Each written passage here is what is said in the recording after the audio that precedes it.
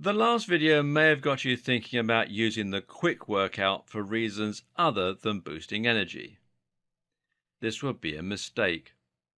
Don't approach your training with the goal of trying to lose X amount of weight or gain X amount of muscle. Why? Because that's not completely within your control. If you give yourself such a defined set of goals, then you'll find things get in the way and you become frustrated as you realize you may fail. Instead, give yourself a simple and clearly defined goal that is completely within your control.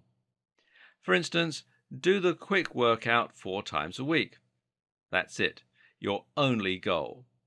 This is something you will succeed or fail at, and you'll try to renew every week.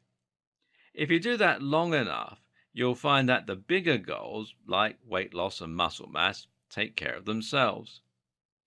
Focusing on long-term goals is also a bad idea because it leads to training that's much less enjoyable.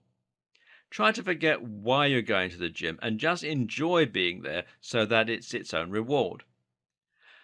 When I'm really low on motivation, I just go and hit a heavy bag, which I love.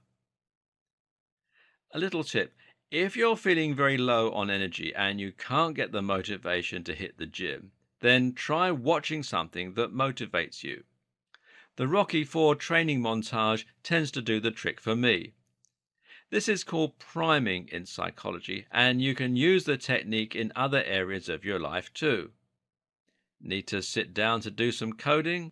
Try watching a snippet of The Social Network or Iron Man and see if that puts you in your genius mode mentality. It sounds like a small matter, but when we feel driven to do something, it actually makes a big difference to our energy levels. This triggers a similar sort of neurochemical stroke hormonal response to eustress because you're telling your body and mind that what you're doing matters and is important. Remind yourself why you're doing what you're doing, and you can put yourself in that waking mode much more easily.